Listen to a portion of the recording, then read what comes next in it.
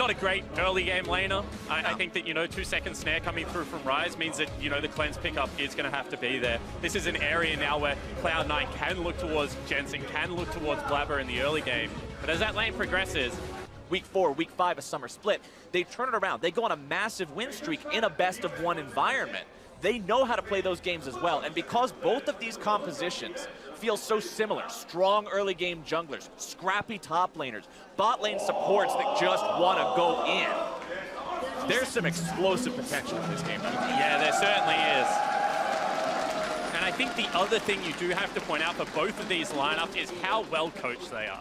Reaper, coach of the split in North America, had the... Cloud9 are going to find themselves back-to-back objectives, the turret into the Rift Herald. And you have to really applaud Jensen's map movement there. Didn't pop himself over the wall with the blast plan, go for the gank, because the turret was a real objective, and he knew that would leave Blabber exposed, and actually they go in. Bottom side is going to be Team CC into the damage, baby. They blow him up, and that is first blood of Worlds over to Cloud9. Yeah, it certainly is, and everything just going Cloud9's favor at the moment. They've got themselves the 2,000 gold lead.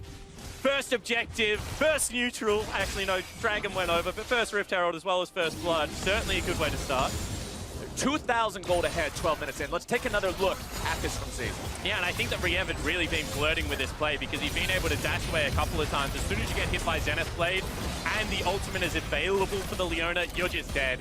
You see all the follow-up damage that comes out of Sneaky with a Sunlight passive procs, but that's just great, I guess, capitalization on how aggressively this Mike was playing the laning phase. To the tier 2, then walking through the jungle and putting extra pressure, again a skirmish. Oh, meanwhile, bottom side, Riem just cannot get away from these two. Now Chitan, low on mana, gets himself away, not going to be worried about dying himself just yet. Ranger positioning himself to maybe make a counterattack happen here. May run into Jensen there in the river, has to flash over the wall. I mean, that's a very decisive play. You got to applaud that. Flashing just immediately, knew he was cut off. That ward just around the corner of Dragon has survived twice.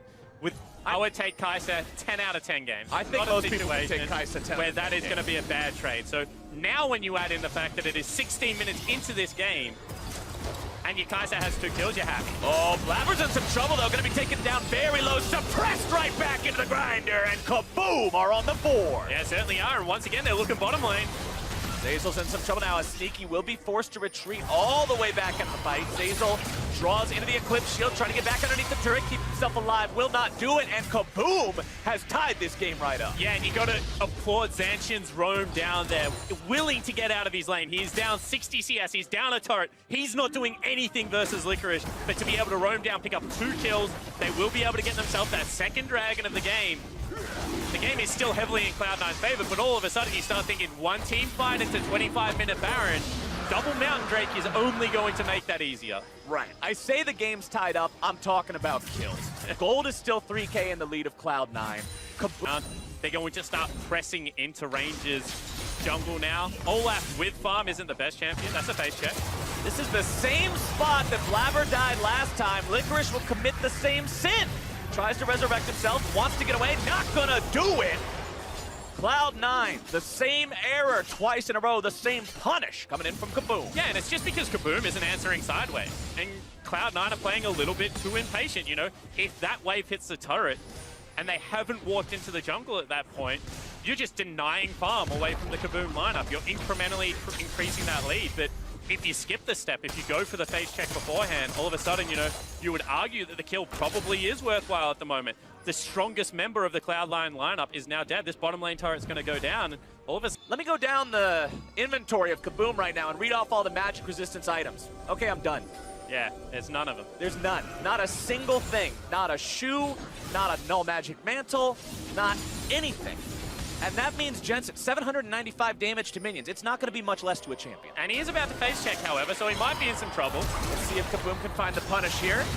Not going to manage to land the hook onto him. Plenty of damage coming out from Jensen in return. Tries to throw down the Realm Warp. Looking to get himself away and will do it. Dodging away from the X marks the spot. Still going to be taken down by Ranger. Cloud9 coming in now for the counterattack. Blabber able to find some damage. Chitan is gone! As now they're looking to continue to fight even further. Ranger's going to be targeted, taken down, almost Rhea barely getting himself away. Shutdown credit over to Blabber, and Cloud9 grab themselves 2 kills. And the first real skirmish of Worlds, and Cloud9 come up so far ahead. Even the HP bars are there for them, and over the wall they go. Oh, they take out another one. That's a killing spree for Blabber. Xanten's gonna be the next one on the menu now. The chains come down, the flash goes out over the wall. He goes, still gonna be kept alive for now. Chikado looking to chase this one even further. Cleanse too early. Licorice goes over the wall. How you doing? Cuts him down. Xanten's now in some trouble. This could be the last man standing. It's ace for Cloud9. And that should just mean that Baron, you could see that they were looking for the play. They thought they had Jensen out of position, but it just wasn't to be.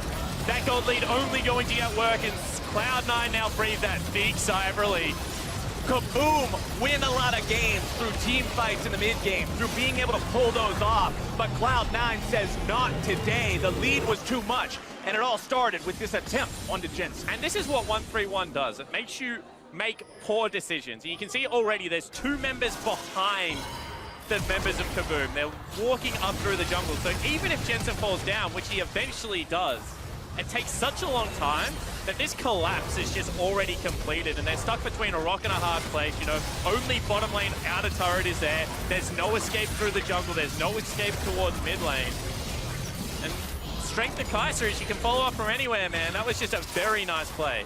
That Acer Predator replay really showed off, yeah, you can collapse and find the kill onto one guy, but if it takes too many resources, it still won't work. G-Ton now in some trouble. Cloud9 looking to make this one happen yet again. Riev barely getting himself away, going to be taken super low, does walk away from that one.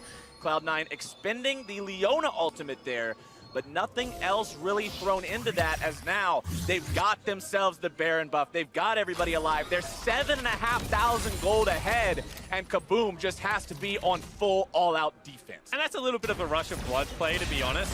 They saw a couple of people pushed up in a lane. They didn't have the waves to go with it. They went, maybe we can kill them. Blabber hooked up. Has to pop the ultimate to keep himself alive. Is going to be yoinked backwards by the gravity field. Nice pickup there from Kaboom, getting themselves one for free. Now it might be Sneaky who's in some trouble. Has to use the killer instincts plus the flash to keep himself at bay.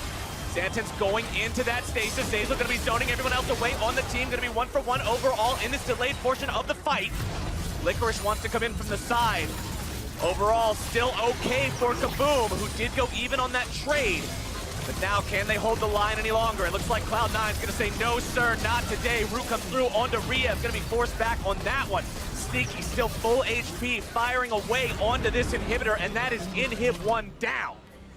So the base is broken. That's the bad news for Kaboom. They will get a little bit more farm. That's kind of the good news. I don't know if that makes up for losing the inhibitor. I don't think it does either. You know, I'm trying to be the glass half full kind of guy right now. The problem all right. is the Aatrox on your screen. The kind of checklist right now for Kboom is Licorice here? If no, we can make a play. If yes, just head for the hill. Get the hell out. Yeah, he's just zoning 3 people. Ranger actually wants to 1v1 him though. Well, this might not be a get out kind of play. Can they hit this hook? No, they cannot. Licorice, however, he decides it's time to end their world, and he dumps Riev right back into the brushes as Ranger has to get himself away. Chikado is now going to be in for a very nasty surprise as Blabber and Jensen show up. The cavalry has arrived, and Cloud9's got 3. And what can I say? They didn't follow the checklist. Even if it is just Licorice, you shouldn't be looking for the play. This is certainly going to be at least a base broken in another position, and Cloud9 right now looks so confident in every play they take. Cloud9 are 5 men strong, Baron buff ready, knocking on the door to top lane, knocking that sucker in. And now they might just be able to push for the win. They still have very long timers on the enemy mid laner, on the enemy jungler. They're on to Nexus turret number 1. It's taken down rapidly. Zeyzal starting things off. G-Ton's already out of the game. As Xanten's will go into Stoneplate mode, but it's only going to buy a couple more seconds. Cloud9 win the first game of Worlds 2018. And I think more importantly for the North American squad, it was in decisive fashion. Absolutely. You know, first turret, first Rift Herald, first blood, 28-ish minute victory. That is just a statement on this group. Are we inexperienced? Yes, but we are confident in our playstyle. We are confident in our rookies' strengths, because once again, this was, you know, Licorice. This was Blabber making the big plays, and it was really Jensen and Sneaky just saying, all right, guys, go for it, and we'll clean up. And Licorice and Blabber, yeah, you can say there were a couple overextensions in the enemy jungle in the mid-game, but if those were your biggest errors, Kaboom wasn't able to translate that into much of anything, and Cloud9 didn't get shook by it. They made sure that they still maintained the plan, and then when Kaboom did decide to bare fangs and strike back, it was Cloud9 who found the counterattack into that Baron. And the problem that a lot of teams make when they go to tournaments like Worlds is they do nothing.